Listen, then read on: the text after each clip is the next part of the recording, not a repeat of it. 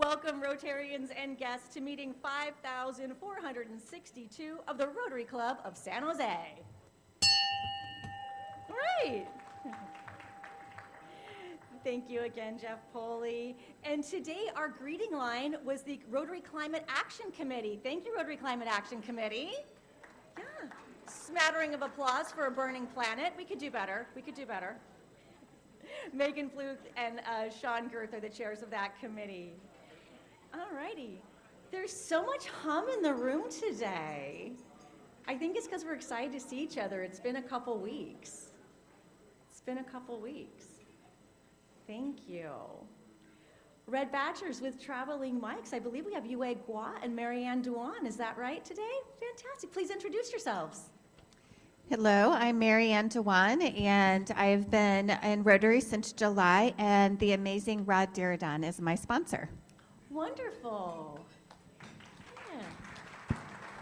Hello, everyone. Happy holidays. I'm Yu Hui. Glad to see you all here.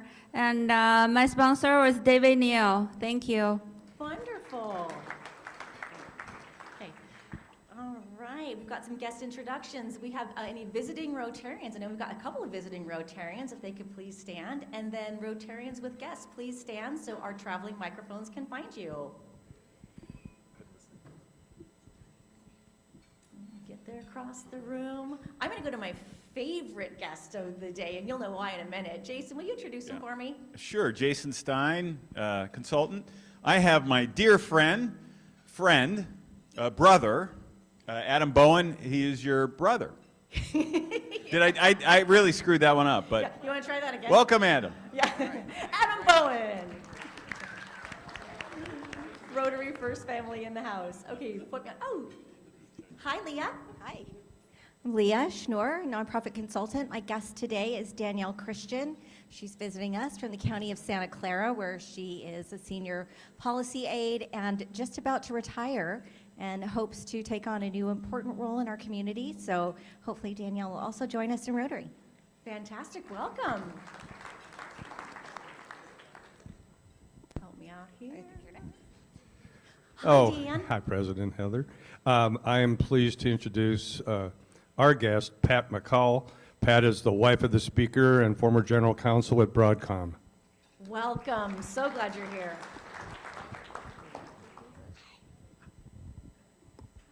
I think we have Audrey Fox ready. Hi, President Heather. Audrey Fox. I'm so pleased my guest today is Dr. Tammy McCoy. She's a forensic psychologist serving as the first clinical director of the county's trauma recovery program. Wow, that was a county people, but welcome, Tammy. Rod Diradan. Hello, Your Royal Highness. If I can read this properly from his membership application, David Strokas is visiting us. He is he's a technology and consumer electronics software engineer for Apple Computer, and his hobby and great crusade right now is as chair of SCC for Transit, Santa Clara County for Transit. It's an advocacy organization countywide to promote the transit programs. What an intro. Thank you so much.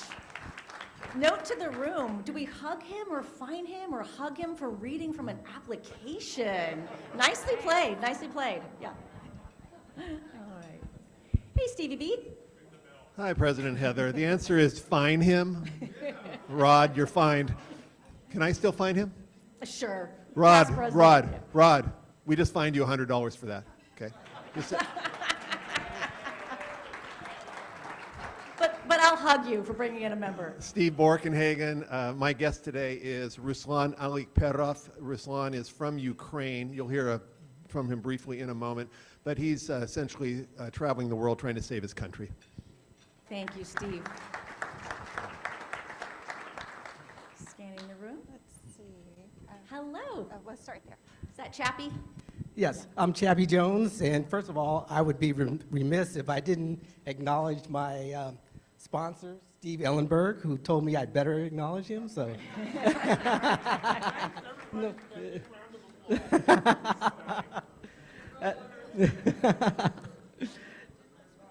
Oh, that's right, I'm sorry. Oh, I might get fined. a feisty crowd today. Because I had a co-sponsor, Pam Foley. Yay! Boy, I'm seriously digging a hole right here. Well, let me get my guest introduction right. I want to introduce Paul Ring. He's a real estate consultant, and this is his first time visiting the club, and we're collaborators, and I'm very excited to have him here. Welcome. Thank you so much. I believe we have one more. Good guest. afternoon, President Heather. This is Ramesh Hariharan, Hi, past district, Ramesh. Awesome to see you in the room. past district governor, and a former member of this club. It's always nice to be here. Thank you. And you've got some guests today. I am Sobha Ramesh from the East Palo Alto Bayshore Club. Also happen to be his spouse. Wonderful. Welcome. Thank you. I'm Indra from India. Rotary Club of Madras with the 280 members. I thought I should be very proud of it. I learned here it's 420 plus. Yes, it is. And it's a 96-year-old club. Approaching the centennial celebrations. Would be happy if somebody comes here representing this club. Wonderful. Wonderful to have you. Thank you so much for visiting. Megan? Oh, I've got one more. I've got one more way over here. Matt Robin getting his steps in today. Megan Hello, Fluke. I'm Megan Fluke. I'm happy to introduce my guest, the founder and executive director of Compass Point Mentorship, an amazing nonprofit that works with youth, Catherine Liu. Welcome, Catherine. Fantastic. Thank you so much to all of you who brought guests today. We've got a packed meeting today, a very, very important one. I got to switch scripts. It's so important I actually have a script. Okay, today we hold our club's annual meeting to elect members to the foundation board, club board, and to choose our president-elect nominee. This annual meeting is required by our bylaws, which also spells out the composition of each nominating committee. And first up, representing the foundation nominating committee is Foundation President Audrey Fox. She is in her first of 2 years as president. Take it away. Thank you, President Heather. I have my script also. Okay, so pursuant to our foundation board bylaws, our nominating committee consists of the 3 officers from the foundation board, which are the vice president of finance, that's Ginger Sotelo, vice president of grants, that's Scott Payne, myself, and then leadership from the club board as well, the club president, President Heather, the incoming president-elect, Matt Breaker, and our treasurer, who unfortunately couldn't make it. But first order of business are our trustees that are continuing on to their next term. So the nominating committee proposes that the following trustees be reelected to a new 2-year term beginning July 2025. Jaime Chavez, Alfreda Egan, myself, Daniel Nevis, and Brenda Sweeney. Are there any foundation board nominees from the floor? Seeing none, is anyone opposed? All right. These nominees are unanimously reelected to a 2-year term for 2025 to 2027. Congratulations. Congratulations. Okay, we have 3 openings for trustees. For new trustees, we review the skills and the attributes that we need at this time based on our board's goals and focuses for this year and the coming years. We nominate 3 new trustees to a 2-year term beginning 2025. We nominate Heather Lerner, Catherine Vandiver, and James Williams. Nice. Are there any foundation board nominations from the floor? Seeing none. Anyone opposed? All righty, I'll do it properly. Catherine, James, and I are elected as your new foundation trustees to serve 2-year terms for 2025 to 2027. Congratulations. Congratulations. Okay, we thank our outgoing trustees, Matt Breaker, past president of the foundation board, Dave Davis, and Shashir Doctor, who will reach the end of their terms in June.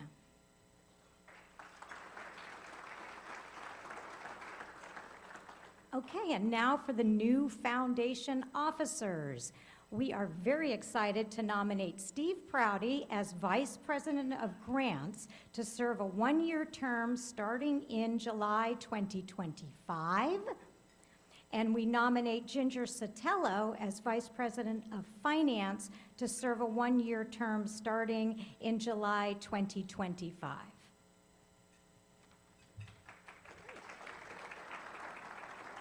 All right, you guys know the drill. Any other nominations from the floor? Seeing none. Anyone opposed? All right, Ginger and Steve are elected. Congratulations. Okay, and here is your foundation board as of July 1, 2025. If our trustees could please stand.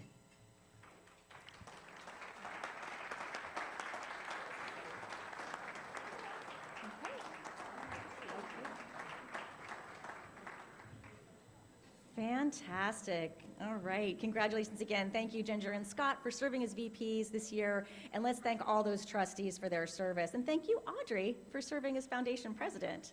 You are doing so great in that role. All right. The club's nominating committee consists of the 4 third-year directors and 5 club presidents, as laid out in our bylaws. They choose 4 new directors who must have been in the club for at least 3 years and have demonstrated active volunteer leadership of club activities. They also select a new president nominee who must have also completed a 3-year term on the board. And then to tell you about these nominees, here's past President Steve Borkenhagen, chair of this year's club nominating committee.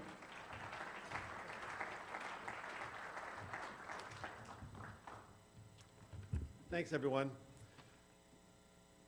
First, thanks to our nominating committee, 5 club presidents and 4 third-year board members. There's a slide here somewhere, I think. Actually, go back to that picture of me, would you? You'll notice that I only have 1 suit and 1 shirt. And you'd think I'm joking, but I couldn't find the tie, even though I have 1 tie. So thank you to that group. President-elect Matt Breaker selected Karen Sununu-Towery to serve as the past president representative on the club board during his year as president. Karen, is Karen here? Karen? Well, maybe we'll choose someone else. No, congratulations, Karen. Wonderful selection by Matt. Matt, you here? Matt Breaker, stand up and wave at everybody. We're going to have a wonderful year with Matt. The club board director nominees, who, if approved by you today, will serve 3 years starting next year, are Pat Lucas. Pat's been a member since 2021. She's a retired judge. Is Pat here? Hi, Pat. Stand up and wave at everybody for a moment. Pat Lucas. Pat hasn't been a member for a long time, but she's a super achiever. She's a retired judge. She takes club flags for exchanges when she goes on international travel. She's a member of Los Amigos, International Service, iHouse, and ELC. We can all aspire to be as helpful as Pat is. Second is Dan Orloff. Where are you, Dan Orloff? Stand up, wave from her, wave. In addition to being one of my dear friends, he's been a member for 10 years, active on membership, gala, program, and publicity. Dan, thanks for all the work you do. Third, Amy Pizarro. Amy, you here? Amy Pizarro in the back. Yeah, we had Sal as president, but she's the much better half, so thanks, Amy. She's been a member for 6 years on the Welcome Committee and was a member of Los Amigos before having a work conflict. But Amy's all in, and she'll be a wonderful board member. And fourth is Todd Trickell. Todd, you here? Well, maybe not.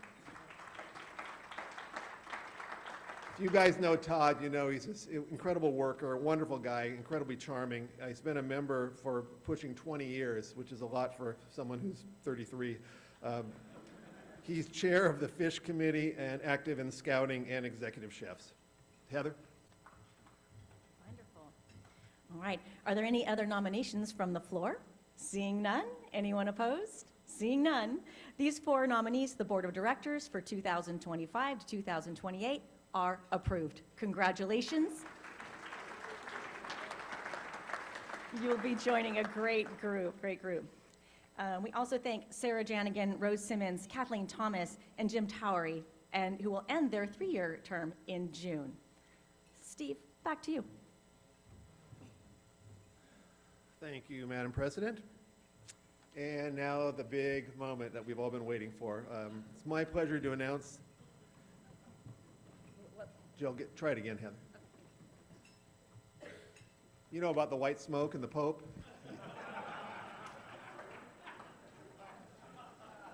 Apologies to the non-Catholics. It's my pleasure to announce our nominating committee's recommendation for president-elect. So this president will come in after Matt Braker. He'll serve as president from 2026 to 2027. He joined the club in 2007, was sponsored by David Down, served on the board from 2021 to 2024. Currently Red Badge Chair, former Chair of International Service, active on culinary and hospitality, military care, iHouse, book club, golf, and big hint, so quiet. I've never heard the room that quiet. That's really great. He is known as having the best costumes. He's a proud member of the Bald Guy Club, along with Braker and me. Matt, come on. Attaboy. And he happens to be my generous landlord and my dear friend. And it's my distinct pleasure to announce our president-elect, who is, drum roll, everyone, Tim Gill. Come on down.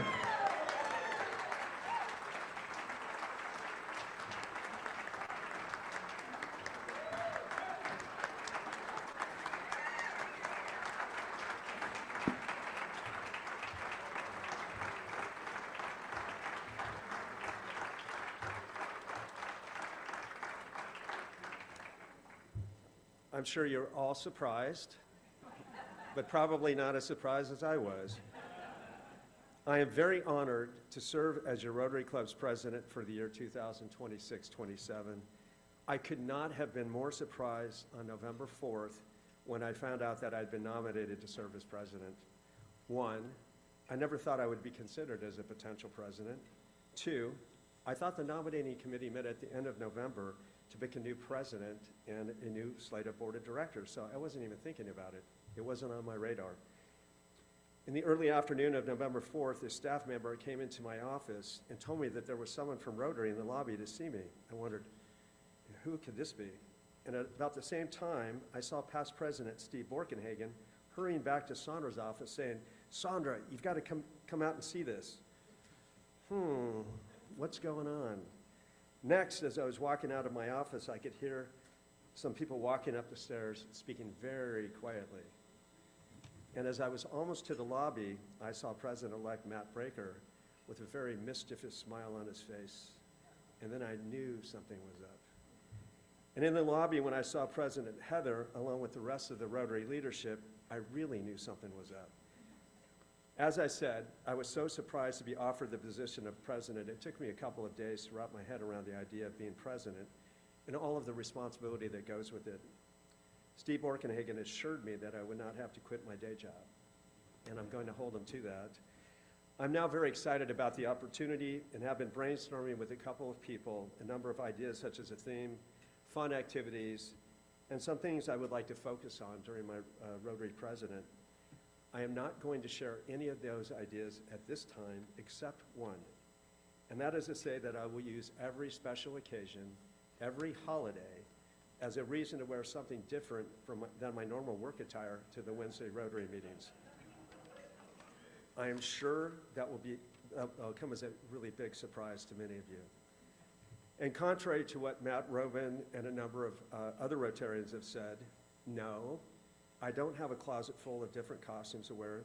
That is absolutely false and not true. Actually, I have 5 closets full of costumes.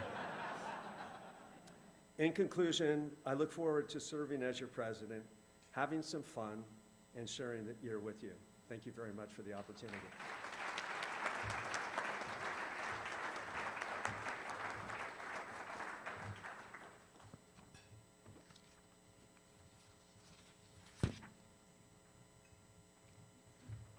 This is just an exciting meeting, fantastic. Because we've got an abbreviated schedule here and I don't want to take time away from our speaker, I've got to skip a few things. Elizabeth Monley, I'll just announce from the mic here that our holiday luncheon is almost sold out. Bonnie Bamberg is going to be at the back of the room today after the meeting, so if you haven't gotten your tickets yet, please do that today. There's just a handful remaining. And then I'm going to do the quickest ever ring the bell because I would never want to take that opportunity away from this group to congratulate Tim Gelb. Can we get some red badgers with microphones? Anyone like to ring the bell today? Looks like Leslie Hamilton would. And it was, President Heather, I'd like to ring twice. Ooh, First, wonderful. in honor of President Sal, who bailed me out during a recent board meeting with a policy item. And second, many of you know Tori, who's in the back of the room here. She's helped when Marie was out and has been overlapping. Unfortunately, we're going to have to say goodbye to her this month. And I just want to appreciate Tori and all she's done for us. And I want to thank you, Heather, for referring her. And you couldn't ask for a better employee. So she is looking for a job. If you're looking for someone who shows up reliable, above and beyond, don't have to tell her more than once, Tori. Fantastic. Hey, past President Carl. Hello, I'll make it quick. 2 rings. Mary and I have been going to Carols in the California for about 15 years. It's our favorite Christmas event of the year. It's this Saturday at 7:30. It's the Symphony San Jose, and it's just a wonderful, wonderful evening. I really encourage any of you to take your kids, your parents, anybody with you. It's just a wonderful evening of carols and joy. And I just found out that Larry Stone is going to be conducting one of the songs in front of the orchestra. He's going to actually be leading, so that's it. Ooh, but Yeah. yay. So Mary and I are not going this year, but I would. Fantastic. And then there's a 2:30 the next day on Sunday, so 2 rings for 7:30 on Saturday, 2:30 on Sunday. Thank you, Carl.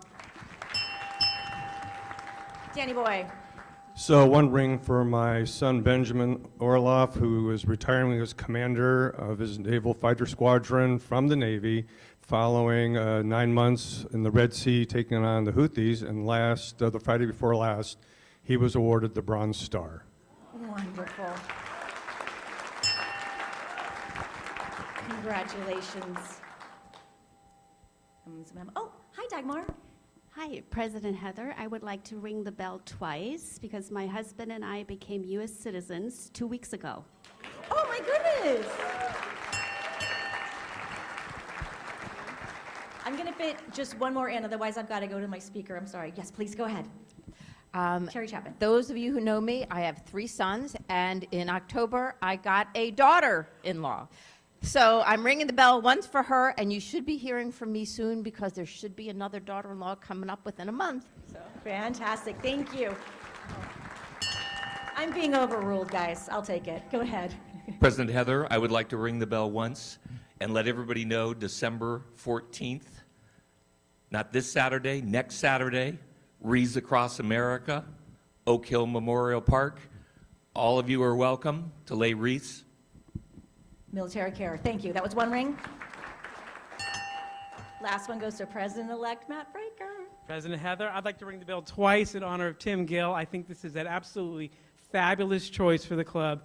Tim has opened his home, he's opened his wallet, and he's opened his heart to Rotary. He is the true essence of Rotary, and I think his year is going to be a lot of fun and have a great Rotary spirit. I'm excited for you, Tim. Perfect ending.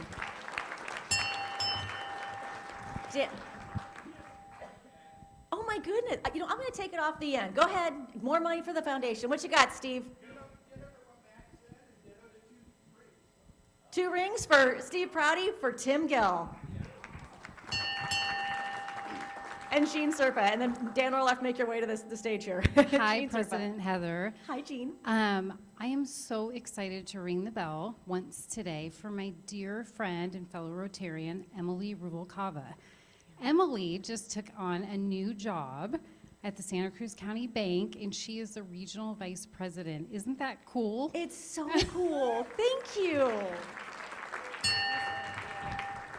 All right, thank you. And then come on up here, Dan Orloff. He's going to introduce our speaker today. Thank you, President Heather. Fellow Rotarians, it's my pleasure to introduce our speaker today, Art Bernstein, who, along with his wife, Pat McCall, who's here today with us, live in Los Altos Hills. Art will share with us a fascinating story behind America's new quarter designs honoring notable women. Art is a numismatist. That's about as close as I'm going to get on that. Thank you. And brings unique insight to this topic as a member of the Citizens Coinage Advisory Committee of the U.S. Mint, appointed by the Secretary of the Treasury, where he represents the interest of all of us, the general public. I've known Art for 25 years as both a client and a friend, and I can tell you firsthand that his expertise is matched only by his dedication to service. In fact, Art served as 2-term president of the San Jose Downtown Association. He is now retired after a distinguished career as chief operating officer of Hopkins & Carley and Tucker Ellis law firms. His commitment to community service is exemplary. He's an Eagle Scout, recipient of the Silver Beaver Award, and has been a Scoutmaster for many years. It's worth noting that Art's connection to Rotary runs deep. He was actually a Rotary Scholar at the University of Southampton, England, 45 years ago. His talk today, Quarters That Honor Notable Women, a Change That Makes Sense. Please welcome Art Bernstein.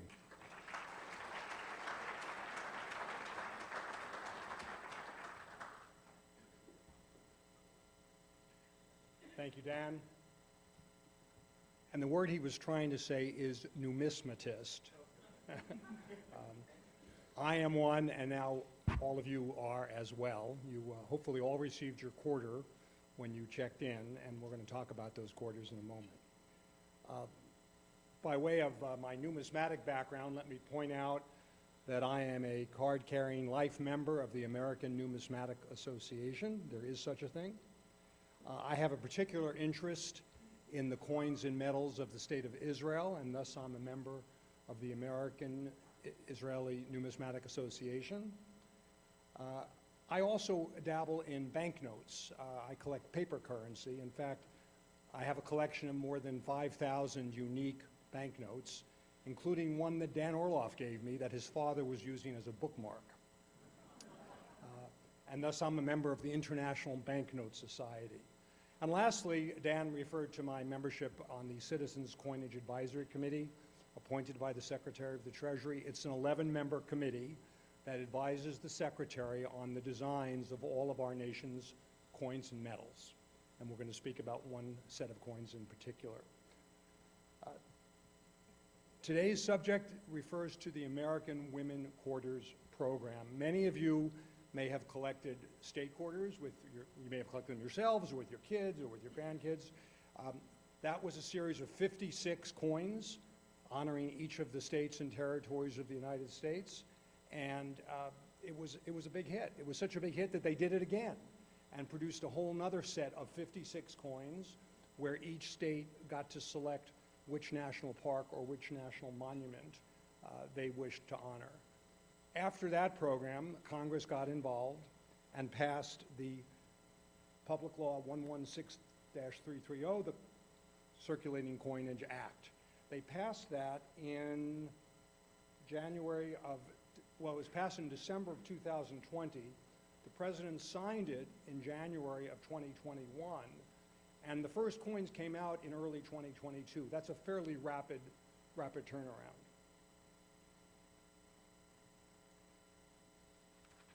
These slides deal with the highlights of the program. The law established there would be 20 quarters being issued. I will be showing you a list of the 20 women that are being honored. The act didn't specify who the women were to be, but specified from where they should come. Women that were active in civil rights, suffrage, abolition, government, humanities, etc. That was the law. The way in which that law was carried out was there was a call for nominations, and it was posted in the Federal Register. There were 10,000 nominations.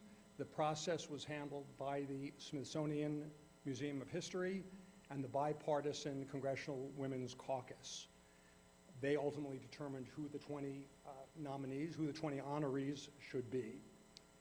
And we're going to talk about that in a moment, but let's talk about the coin that you have, that you received when you checked in. It's 25 cents. It's a $0.25. Let me assure you it's worth exactly 25 cents. And, but it is somewhat special in that I brought them to you directly from the headquarters of the United States Mint. And they are uncirculated. They hadn't seen the light of day until yesterday. My wife and I shoved them in those little plastic holders. And if you look at your quarter, you will note on what you would call the front, what I would call the obverse. On the obverse of the quarter is George Washington. We're going to talk about George.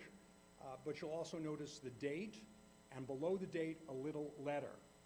And scattered amongst you, some of you have coins that were issued from the mint in Philadelphia, the main mint established in the 1700s. So those have a little P. Others of you have a coin with a little D. Those were minted in Denver, Colorado at the Branch Mint. The quarter itself is made of mostly nickel and mostly copper and a little bit of nickel. And as I say, it's worth just 25 cents. It weighs the same as it has since 1965. Prior to 1965, our quarters were made of a more valuable metal. They were made of 90% silver. Yours is made of copper nickel. And the last thing I would say about the quarter is the size. The size of the quarter has been the same since 1838. It's been the same since then. So let's talk a little bit about George Washington. When I put the slide up about the Congressional Act, it specifically required that George Washington be on the obverse, but that it authorized a different design. So one of the tasks of the committee on which I serve was to decide what should that design look like. As a reminder, I don't think any of you are old enough to remember that first quarter up there. That was the Standing Liberty quarter. That had an allegorical figure of Lady Liberty. But then we had the design that you're more familiar with, these two renditions of George Washington. They're the same rendition. It got a little smaller for the state quarter program so that there'd be more room on the reverse. They put some of the words on the obverse and made George a little smaller. But that's been the same design since 1932. The decision to put George Washington on the coin was somewhat controversial. I should tell you that in our history, we typically didn't have actual people on our coins. That was a tradition established by George Washington. He pointed out that we just fought a revolution to no longer be under a monarchy. Monarchs were typically featured on the coins, and he declined to have his image put on the coin in the 1780s. And up until the early 1900s, we never had a real person on any of our circulating coins. They were always Lady Liberty or gods or goddesses. What broke that tradition was in 1909, the honoring of Abraham Lincoln, who was on the 1-cent coin. 1930s roll around, the decision is to honor George Washington on the 200th anniversary of his birth. And the original decision was to put him on the $50. A contest was held. The design of George was selected. And this is where the story gets interesting. The decision was made, we're not going to put him on the $50, we're going to put him on the quarter. And the mint officials told the Secretary of the Treasury at the time, no worries, we already have the design, we'll just make it a little smaller. The Secretary of the Treasury refused to use that design. He insisted that there be another contest. We who studied the history of coins believe that this was related to his opposition to the fact that the sculptor was a woman. Her name was Laura Garden Fraser. I'll show you her picture in a moment. He would not use Laura Garden Fraser's sculpture, and he insisted there be another contest. Another contest was held. There were 100 designs submitted by 98 artists unanimously, and as you might have guessed, Laura Garden Fraser won that contest. She actually collected the prize money for the design being selected. The Secretary of the Treasury still refused. And in fact, the design that he picked is that design you see up there. It's a somewhat inferior design by an artist named John Flanagan. So when we started looking at what designs should we put on the new quarters honoring American women, I think you can see where this story is headed. The top design on the left is the design that we ultimately selected. These were other designs we considered by modern artists, some featuring George Washington off-center, several of them on top of his horse. Some of them were quite good, but we in the coin world said to the Mint, whatever happened to Laura Garden Fraser's design? And they, oh, we've got it in the basement. We got our drawings, we got our sculptures, we got the whole thing.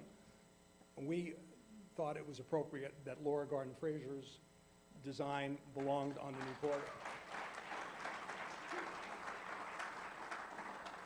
That's her, and approximately, whatever that is, 70, 80 years later, her design finally appeared on the quarter, and that's the design you see on the quarter you have.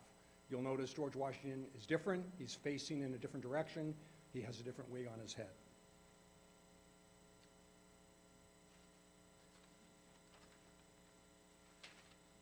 Returning to the women who were being honored, so these are the 20 women that were selected by that committee run by the Smithsonian and the Congressional Bipartisan Women's Caucus. Some of those names you will know quite well: Eleanor Roosevelt, Dr. Sally Ride, Maya Angelou. Some of the names you will not know, I don't think.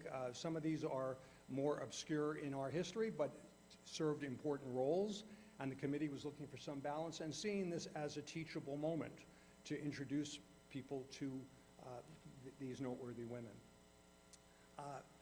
I need to tell you, if any of you are hoping to be on the coin, you have to be dead. And that was another tradition established by George Washington. So these women have all passed away, some somewhat recently. We are about 2/3 of the way through the program. The quarter you have is honoring Hovita Aidar. I'll speak about her in a moment. The Mint just released Celia Cruz, came out about a month ago. She's a Latina performer, artist, and very popular. The quarters are a big hit. The others are coming. So you have Hovita Aidar, and I want to tell you a little bit about how we selected the design.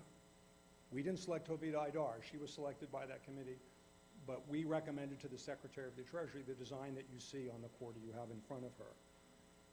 With regard to Hovita Aidar, somewhat lesser known, I suspect, she's a Mexican-American journalist, an activist.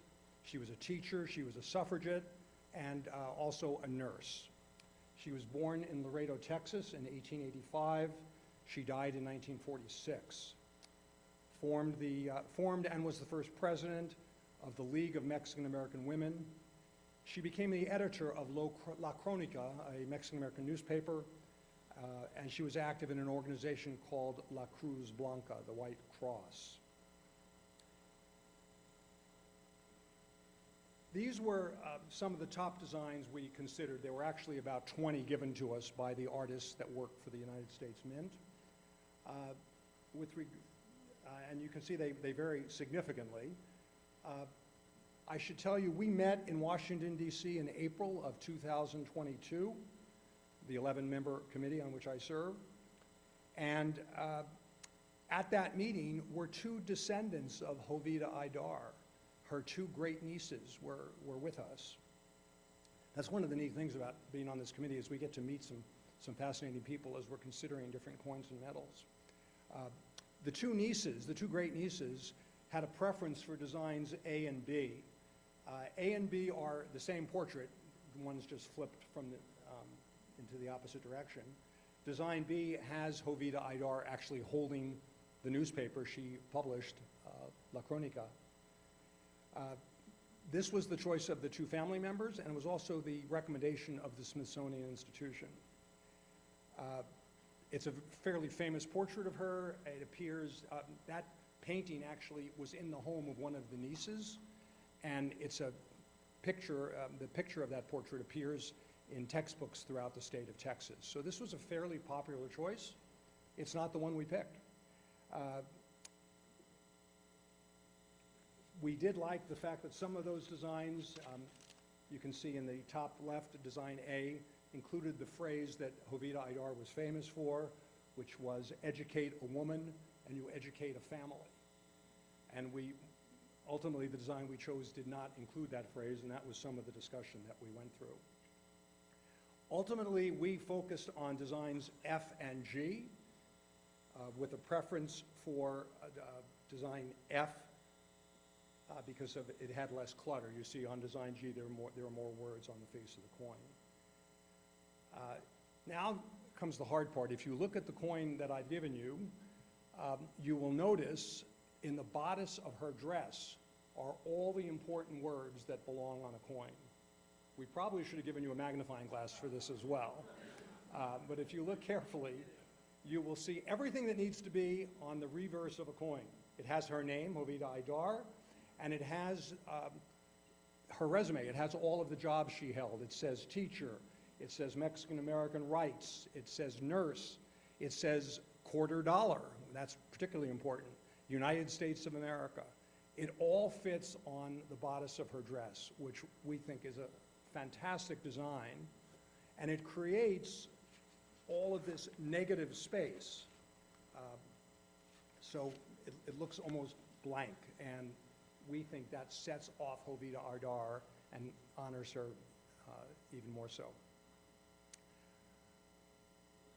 I hope you appreciated knowing what went behind the design of that coin and how we reached this decision and what's going on with the American Women's Quarter program.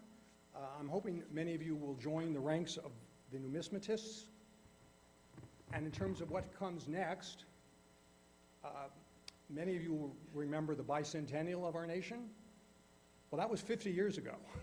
And we're about to celebrate the nation's semi-quincentennial.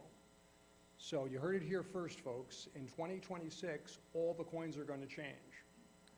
And in the Tim Gill administration, there will be a whole new series of coins.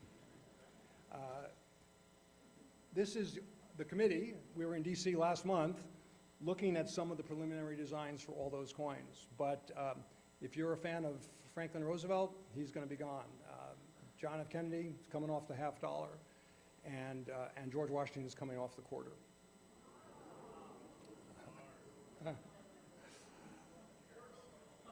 Thank you for your attention, and don't spend that $quarter.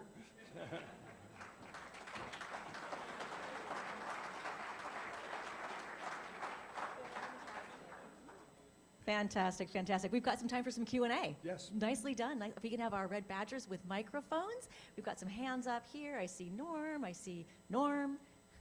Yeah, go ahead and see. Oh, Mike, sure. Hi. Thank you very much for the presentation. Very fascinating. So when you travel in Europe, you often see the 1 and 2 euro coin. And I'm wondering, do you see a future for a wider circulation of a $1 coin and possibly a $2 coin? I'm happy to answer all of your questions. I should say at the outset, I'm speaking as an individual member of the committee. I am not speaking for the United States Mint. The answer to the question is we have tried many times and failed.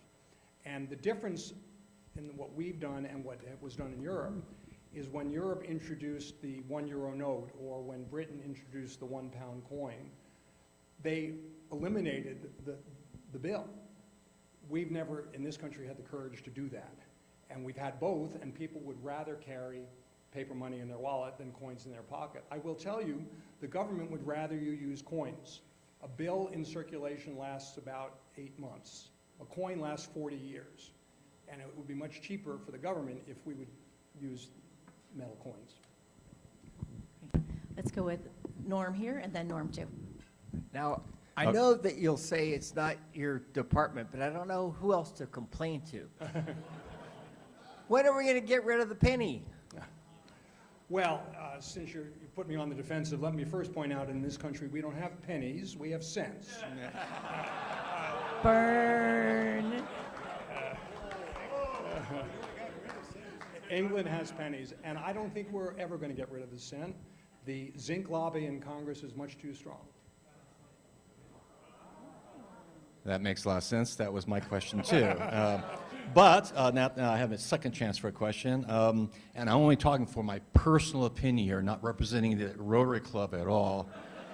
I love the concept of Washington. I love the concept of her. I think they made a mistake. I would like to see her name on it so it's readable. That's my personal opinion. Who agrees with me? Yeah. Thank you. All right, Jay Ross, to your left. Hey, Art. Great Hello, to Jay. see you. A pleasure hearing you today, as it has been a pleasure working with you for many years at Hopkins and Carly. Enjoyed all of our conversation about coins and your love for coins. I actually have a two-part question. First part is, we all come across coins in our homes. Sometimes we inherit them, and we wonder, what are they worth? Are they valuable? What do we do with them? I wonder if you might help people know what they might do to test out or find out if the coins that they have are valuable or not valuable. Second part of my question is there a particular coin in your experience or history that you have found that is most interesting that you want to tell the club about? Well, I will tell you that my friends all know of my interest in coins, and there isn't a week that goes by that somebody doesn't bring me a shoebox of stuff. And sometimes I tell them to take it to the bank, and sometimes I know enough to tell them, you should take this to a professional appraiser. And I'm happy to do that for any of you if you want to bring me your shoebox. I will tell you that I mentioned earlier that our coins used to be made, the coins that were silver in color used to be silver 1964 and earlier. And so any coins you have that are silver are worth approximately 18 to 20 times their face value. So if you have a dime from 1963, it's worth $2. And if you have bags of those and shoeboxes of those, it could be significant money. When we talk about cents, they used to be made entirely of copper. That changed in the 1970s. You'll remember the original cent had on the back 2 ears of wheat. We call those Wheaties. And my wife Pat often asks me, why do we have these boxes of Wheaties that are in our cabinet? Because they're worth 5 cents each. And I'm cornering the market on these old copper coins that I can sell for 5 times their face value. So if you have something you think that's valuable, there are coin dealers throughout this area. Most are members of the American Numismatic Association. We have a code of ethics, and I would hope that my fellow members of the ANA would treat you fairly and not try to rip you off if you had something that was valuable. We would tell you that as good card-carrying members. The coin that I have that I think I treasure the most is what got me started in coin collecting. I was a Cub Scout. I was 9 years old, and my dad gave me a Flying Eagle cent from the 1860s. And I still have it, and that means the most to me. Jeff Hare. So I'm sure your retirement plan is in investing in S&H stamps and forever stamps, I meant to say. Great presentation. My question is, since I've used Zelly and Venmo, and these have come on, and Google Pay, Apple Pay, have you seen a change in the overall circulation of paper money and or coins in the market? I see nowadays the convenience of being able to just pull out your phone and make a purchase doesn't require me to carry coins like I used to do. So I'm just curious if that's had an impact on the circulation. The answer is it has had an impact on the circulation, but I will tell you, quite surprisingly, the Mint produces 1 million coins a day. between the 4 mints that we have. 1 million coins a day. So although you and I are using credit cards and Venmo, people are using coins. And they're losing them, they're being replaced, but it's 1 million coins a day. So they're still around. We got Emily Robin first, and then Carl. Hi there. Hi. My name is Emily Robin. First, I wanted to say my grandfather Bernie was also a numismatist, and so I very much appreciate you being here, and I proudly already knew how to pronounce that word. And I work as a physician in the pediatric emergency department, and coin ingestion by young children is a wildly common thing that we see, and it typically isn't terribly dangerous. Even a quarter in a child who's, developmentally normal and has normal muscular function, they can usually pass it on their own, but sometimes it does get lodged. And we do worry about heavy metal toxicity. So my question for you is, I wonder if that is, knowing that people like to put non-food items in their mouth, is the content of the coin, is there any consideration whatsoever to the fact that kids are gonna put these in their mouth? And number two, if not, might I suggest that we move away from copper and towards zinc, because copper and nickel in particular, a lot of kids are allergic. And so that could cause a huge problem. So if you want my opinion, can they please all be zinc? Well, that is a fascinating point, and I'm sorry to say that it's never been talked about in any discussion I've ever had with regard to coins.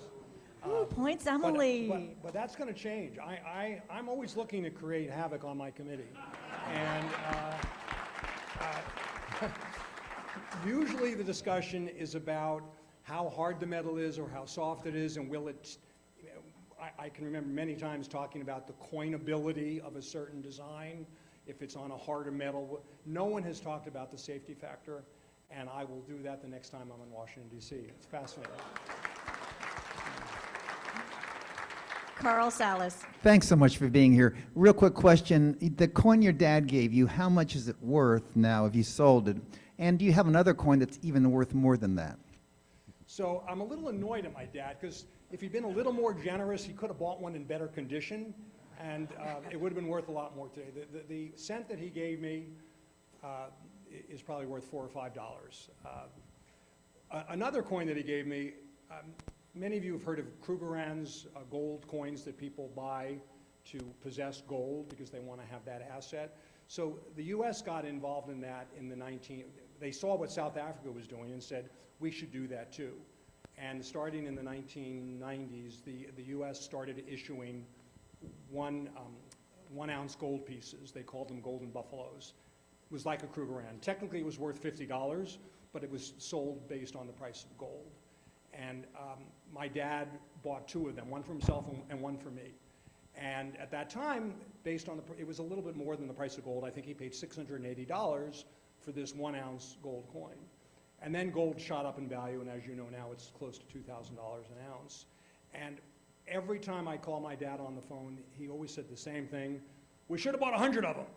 And so that the 2 that he gave me, for which he paid in the 600s, are now worth about $2,000 each. Joan, you've got a microphone. Great. First, thank you for the presentation. I joined Rotary because I truly love these talks. I'm also very proud that I got selected, and I hope it was because I'm a woman, to print. I'm just putting them on the press for the next ones going out to the U.S. Mint in San Francisco end of next week. So I believe they are these quarter paper that I'm printing stuff on, foil stamping. But my question to you is, just what is your feel about cryptocurrency? I don't understand it, and I really I don't have an opinion on it. I like the hard cash. But the Dojo coin is so cute, the design. Arthur, I think we've got last question here with Arthur. What does it mean that a coin is worth? When you go to the dealers, when you say that it's worth 5 cents or $500, what do you really expect a dealer to give you for those coins, percentage-wise? It's a fair question, and there's a buy price and a sell price. And these things are published. There's something called a green sheet that comes out every day. And you can look these things up, and absent anything special about that coin, you know what the buy price is, and you know what the dealer is going to be able to sell it for. So it's a pretty clear process. And these days, with the more special coins, there's a process called slabbing, where you may have seen coins encased. They do this with sports cards too, in a plastic holder where the item is graded. And so instead of you saying, well, gee, my coin is very fine, and I think, well, it's good, it's not very fine. Now there's a numerical system. So if the coin is really valuable, it pays to have it certified, sealed in those plastic holders, and you actually know what the numerical grade is. Interestingly, in coins, the grading scale goes from 0 to 70.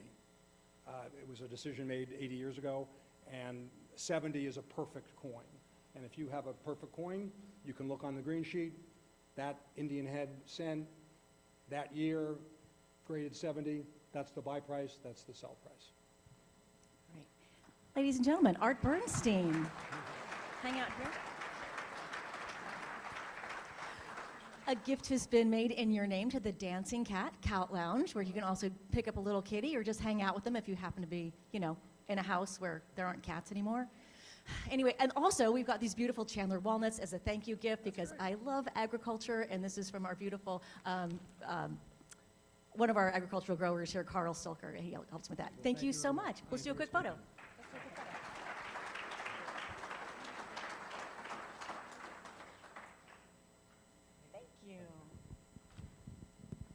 You might have seen the news this week. This is a week when presidents apparently do whatever the heck they want.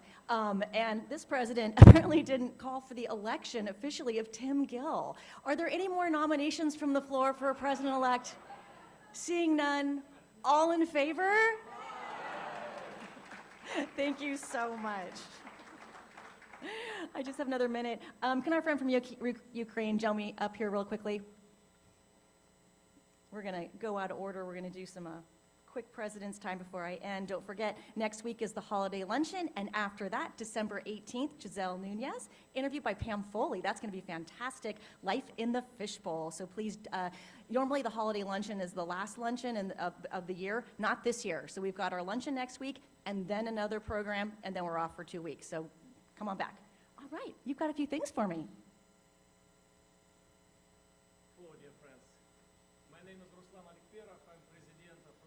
Direct Help International from Kharkiv, Ukraine.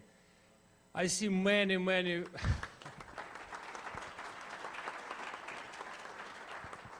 Thank you. I see many friends in hall, and probably you remember me. I visited your club 2 years ago. We together started incredible project, Power for You. We helped many thousand Ukrainians in country. And this is gratitude from Ukraine, from our Rotary Club, from Kharkiv. Mayor, so appreciate Rotary, American Rotary, and your club.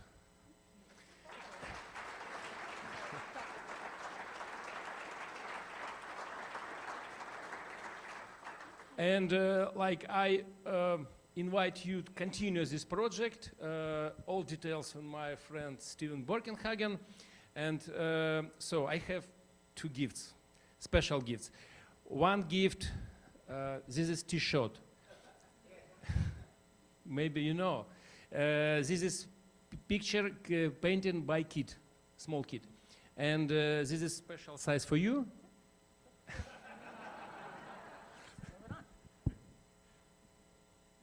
I like it. Incredible club, incredible people,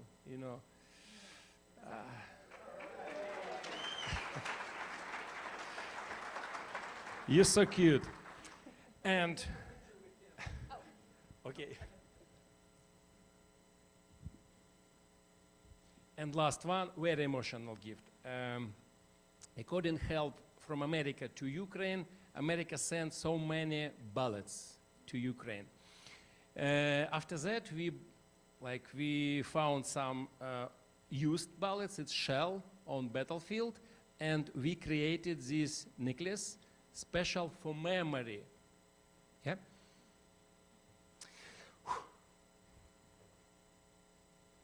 Yeah. 1 second. Because so emotional, This is a special memory for America from Ukraine, for memory. So we moment again. We never give up. And thank you, America, like God bless America, yeah? And God bless all Rotarians.